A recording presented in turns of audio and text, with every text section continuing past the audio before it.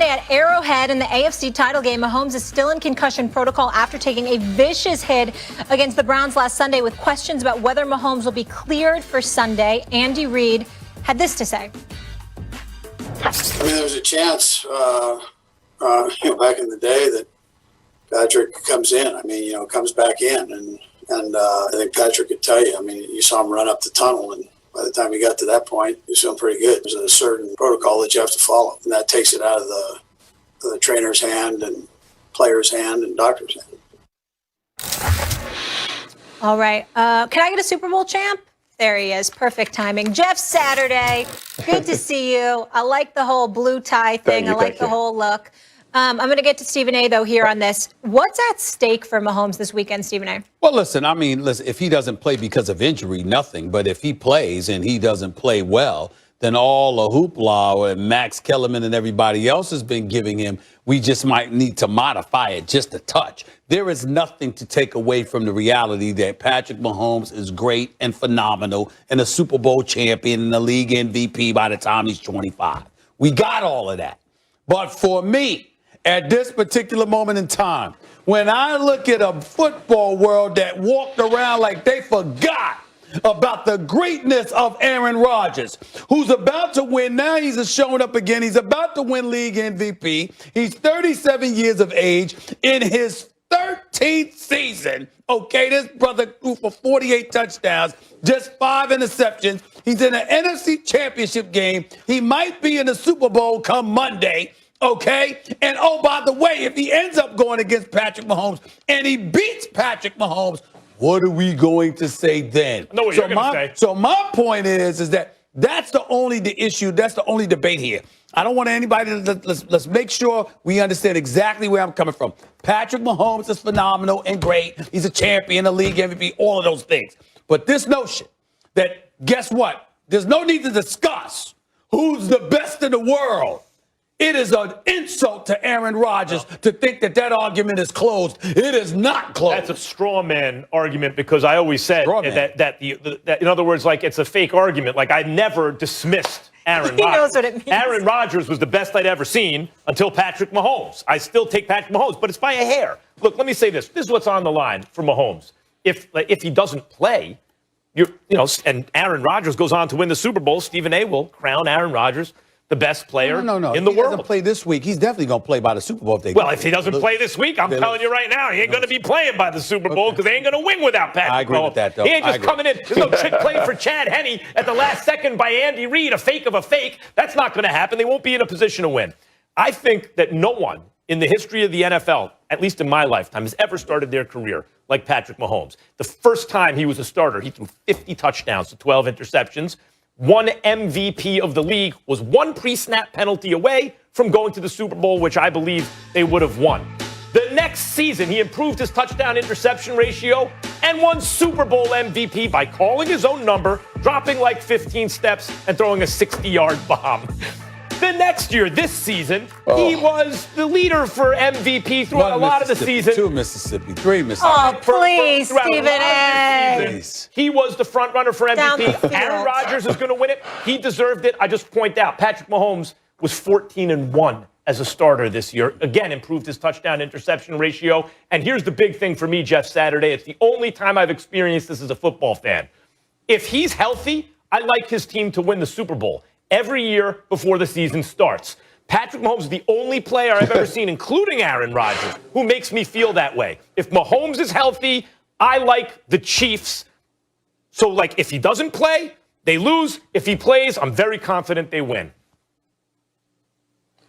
The greatest part about listening to you and just hearing the whole thing is I think we have Tom Brady still playing in an NFC championship game for his 14 championship games coming up this Sunday. So when we start talking about best in the world, all the different things, the man has rings on 2 different hands. I got Stephen A. yapping about Aaron Rodgers, who is, I think he's 1-3 in championship games. I'm hearing you tell me how all of a sudden Patrick Mahomes, who, by the way, was 1 completion from Jimmy Garoppolo away from maybe not having all the context that we talk about and where he is as a quarterback. The kid is a baller. Like that we have to crown him as the greatest of whatever is ridiculous when you have a guy who's playing for his 14th championship game, man. 14th. And by the way, he left where he did it for almost 20 years, and he went to the first team, and everybody, including you two, wrote him off about a month ago, said ain't no way they're getting back. They were good to be 10 and whatever. That's This false. is what's expected. I can't even remember how many times this is what's expected. No. Listen, he has continued to ascend as the season has progressed, and you're talking about the 14th time he's taken his team and delivered. I don't care what numbers, how many touchdowns, how many interceptions, how many all those things. The bottom line is the guy who wins the most is still playing Sunday, and this is the talk we're having. Like, how about we don't move on until, because I know you've wanted to move on for many years, Max. You've been talking about the cliff for dang near 10 years, so I don't know whether that cliff just keeps on going out, right? It's into yonder. I'm not sure when it hits, but I know there's no cliff right now because he's got a team pointing up to the championship again. Look, but here's the thing, Jeff. So he didn't play. Listen, hold on. You don't think Tom Brady played fantastic this season? Yes, especially considering his age. I wouldn't say he was a top 3 MVP candidate, but I did think he played very well. He's on a stacked team, both sides of the ball, but he still played very well, especially first year with a new team, different philosophy, COVID, can't practice. He deserves all the credit in the world. Bottom line is, in the NFC Championship game, hats off to him. But let's be honest. Tom Brady, early in his career, though he won a lot right away, was not considered right away, oh, that's the best player in football. Patrick Mahomes had, like, Aaron Rodgers and Brett Favre had a baby. The gunslinger stuff of Favre with the precision and mistake-free football of Rodgers, and he's winning like Brady. He's playing in the years, his third year. He's already almost been to 2 Super Bowls and won one. You know why? You know why he wasn't looked upon like Patrick Mahomes? Because he's a 6th-round pick that the starter gets hurt, that he comes in. He wasn't already. Had that guy gotten drafted as the heir apparent to Drew Bledsoe, it would have been a whole different context for New England and what this was. I agree with you. New England won a bunch of games, but don't ever bypass where guys start in the game. Helps with the push and helps with the wave and all those things. Every GM who drafts a guy and moves up 2 spots wants to make sure that name gets put out. Hey, I traded up for that guy. I did this for that guy. Tom Brady was great. Listen, he's earned. He has earned it. But don't act like Tom Brady was just some kind of slouch who didn't play well. They played a different style of football 20 years ago, right? Like, this whole game has changed, man. We play patty cake on the outside. You can't touch your freaking quarterback, otherwise you're getting 15 yards and might get ejected out of the game.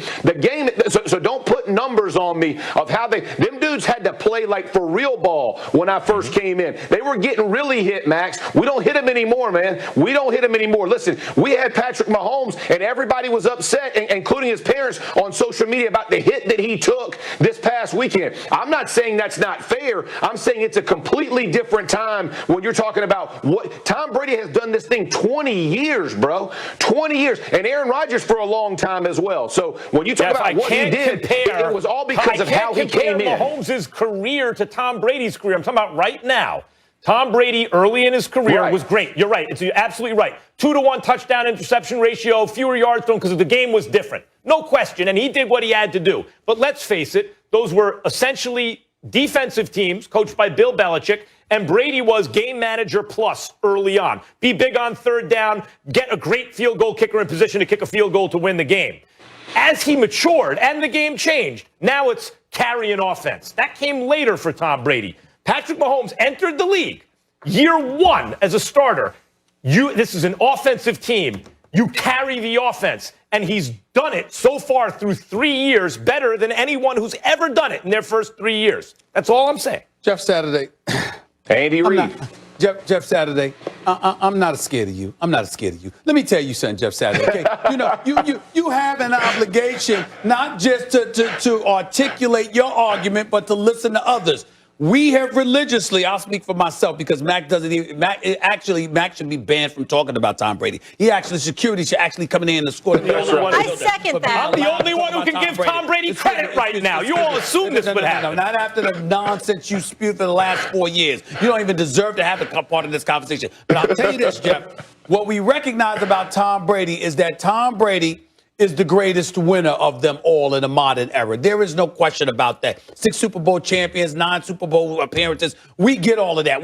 Nobody's resume compares to his. When we're talking about greatness, what we're talking about also is the talent that you see, understanding that your resume does not compare to Tom Brady, that you haven't accomplished. In terms of being able to scramble, having wheels, not just an arm, being able to scramble outside of the pocket to your left or right and do some of the things that we've seen both Patrick Mahomes and Aaron Rodgers does. That's the only reason why the comparison to those two come about. There is no comparison to Tom Brady in any other category. We understand that. But when it comes to just pure talent, remember how you used to look at Dan Marino flinging the football? Now, he could not run a snail. But my God, could that man throw the football? We understood that about Dan Marino. There was something special about what you were seeing from him, even though it was Montana and others that were winning Super Bowl titles. So we understand the difference here. In the end, what you've done is you've made a stronger case, as you should, because you're the Super Bowl champion. You're the former football player. You're the aficionado when it comes to this. You made my argument for me when it comes to Aaron Rodgers compared to Patrick Mahomes. You're saying resume matters. The game is modified. It has changed.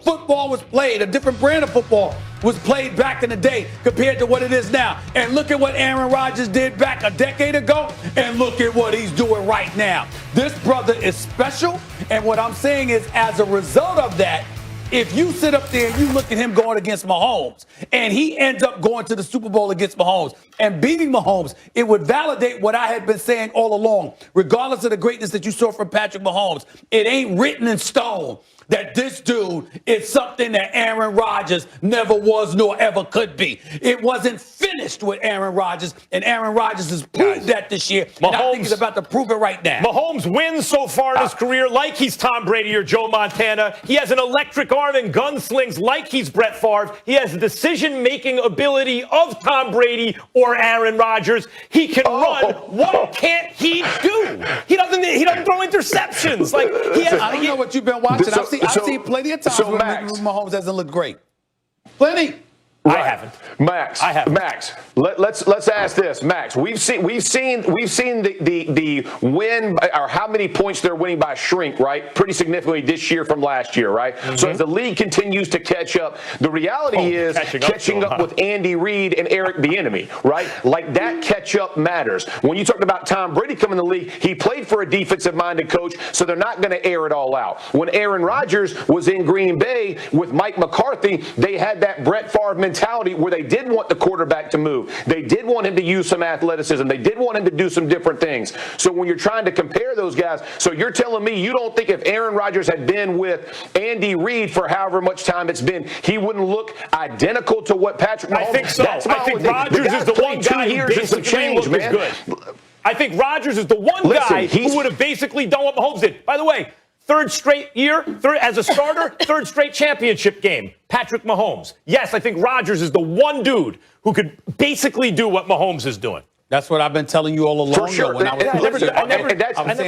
That's why I can't sit up there and look at Patrick Mahomes and say there's no reason to even discuss anybody else. I never said no to that. I never said no to that. All I said was we don't know if Rodgers is still in his prime or if he's just getting used to LaFleur. It turns out he's still great. So, yeah. The best of Rodgers is very comparable to the best of Mahomes. If I had to choose, I'll take Mahomes. Yeah, 2 years with LaFleur has shown you how good Aaron Rodgers is. And listen, much beyond just the gunning and running, like play checks, where he's putting the advancement of the game, Aaron Rodgers is on a different level now. Like don't sleep with. I mean, you can look at the way they put their scheme together, and they literally put it in Aaron's hands of what he's done. I'm obviously not stepping away from Stephen A. He does make a very strong point about Aaron Rodgers in the fact fact of those similar styles. And the other part about that, you know, from the whole top down is how many years has Aaron Rodgers been able to do that? My only issue with the Mahomes argument is it's fast, man. And you're talking about how it's, you know, we're like in this microwave society. We want to make these and cast these decisions so quickly. All we're saying is don't push the old heads out yet. Don't push them out yet. They're still hanging on, and it's not like they're just they're game managing. These guys are still balling and taking their teams to the places they want to go. All right, Jeff Saturday, I need you to bring that same intensity for this next topic I want to get your take on as well. We're going to go to H-Town, my friend. Sources have told our Adam Schefter that Texans star quarterback Deshaun Watson is still upset with the franchise over, among other issues, the process they used to hire general manager Nick Caserio. One source told ESPN's Sarah Barshop that the Texans have had internal conversations about possible trade partners and what their quarterback position would look like in the future without Watson. I mentioned this earlier. Watson accounted for 83% of the team's offense. Max, that's never been done in NFL history in a single season. How do the Texans look right now? Like the worst franchise in the NFL. Let me be brief. A franchise is hoping, let's say you started with nothing but a huge cache of draft picks, right? And otherwise you don't. How do you want to make your team? What you're hoping, if you drafted high up year after year, is eventually you might find a Deshaun Watson. The odds are against it. The odds are really against it. Very few quarterbacks have ever played like this. Odds are against it. And then a character guy who was a champion in college, who's the kind of guy who makes everyone believe, who's exactly who you want representing your franchise. You're lucky if you ever come close to finding that guy, even if the point is to rebuild your franchise. You have that guy, and you have so alienated him. Mark my words, you will now lose him. You will trade him. That is the worst franchise in football. I think I totally agree with you. I think two things need to be mentioned. I think if I'm the New York Jets, I'm willing to trade the number 2 overall pick, the number 25 overall pick, even a couple of draft picks to get my hand on Deshaun Watson in New York City. If you're the New York Jets, trade them both first-round picks and trade them both first-round picks and whatever else you need to get your hands on Deshaun Watson. You do that if you're the New York Jets. That's number one. Number two, I think there's an investigation that needs to take place into what transpired from the time Deshaun Watson cried with gratitude about the Houston Texans paying him what they paid him, even though anybody would have given it to him, of course. There needs to be an investigation into what happened from that moment to right now, because he went from being completely and totally appreciative of the faith that they showed in him to losing complete faith in them in a season. That's something wrong with that picture. And again, I don't want to sit up there and sully the dead or anything like that. We know Bob McNair, the former owner, is God rest his soul. But the bottom line is this. Prior to the whole social justice issue, the whole social justice movement, he had alienated DeAndre Hopkins once upon a time. DeAndre Hopkins didn't like some of the things he said, with the whole, inmates running the asylum and all of this other stuff. Then the social justice issues came about. Now, obviously, he's gone, but his family is still running the show. Somebody did something. When I've spent time with Dabo Swinney, the coach at Clemson, he raves about the character of Deshaun Watson. Called him not just a Michael Jordan as a talent, but talked about his will to win, his perseverance, his tenacity. We know the great story with him, his mom, and all. He's a high character guy. What happened from you going in one season to having nothing but gratitude for the team that gave you this money to not wanting anything to do with them? They did something. It ain't Deshaun. That's right. It ain't Deshaun. The Houston Texans did something, Jeff. I don't know what, but you being in the Players Association, being an officer, being in the NFL years, knowing the NFL the way you do, guys don't switch on a team like that unless something happened. Listen, you can't. You were spitting truth. I mean, the bottom line is this: you trade away DeAndre Hopkins, which is actually detrimental to this football team. Because whatever you want to say about Hopkins, this cat came out every Sunday, win or lose, and left it all out there. You see the minute that he goes to the Cardinals, what he did for that organization as a whole. So now you've traded this thing away. You have one of the top 5 quarterbacks in our game, not only on on the field, but probably maybe top 2 or 3 off the field, and what Deshaun Watson brings to your organization, what he's done in your community, like Max said, won a championship, the leadership, all the things that he has brought to this organization. And at this point, you have so alienated this guy, he's ready to leave. Something went down, and I can tell you, it's the lack of respect of asking, what direction do you think we should be heading? Whether it's general manager, whether it's head coach, whether it's offensive coaches, you name it, you sit down with your guys. There's a nucleus of guys. I'm not saying they make the decision, but I'm saying you hear out what their thoughts are, because listen, they live it every day, right? The owner doesn't live it every day. And I have no idea how McNair's running his football team, but without a general manager, and the head coach was a general manager who you fire midway through the season, the first guys I'm bringing in is the nucleus and the leadership of your team. 3 or 4 on offense, 3 or 4 on defense. Then you have a private meeting with Deshaun Watson. Hey, Deshaun, what are you thinking? Where do you like to head? What type of coordinator do you want? Where should we be going? And again, he's not making the final call, but his input is valued and trusted, because you know he's on board with your team. I mean, I don't understand how many more guys got to get in the, and be on board with what you have. Once he's in, it goes a much better direction. It's just disappointing how they've moved on. Yeah. Jeff, I want to have some fun here, because I was watching you on Get Up this morning and I was dying. Can I please show one of your pancakes to Max and Stephen A? I referenced it earlier. This is Kendrick Perkins' son. You can talk about it, Jeff. Yes. Oh, look at the walk. That is my favorite. That was a 3 pancaker, Molly. What? Look at him snatch it. Oh, hey, Big Perk got that kid rolling, baby. He got the stomp away, too. Arms out. I mean, it does not get any better for me than this walk right here. Oh, hey, Perk got this kid. He's amped up, baby. His mouth. Oh, my God. Oh, it is so good. The tree does it. Let me tell How you. good was that? Are you ready for the prediction? Oh, my Are you ready God. for the prediction? Yeah. Either he's going to follow in his daddy's footsteps and be a center in the NBA, or he's going to be an offensive lineman in the NFL. One or two.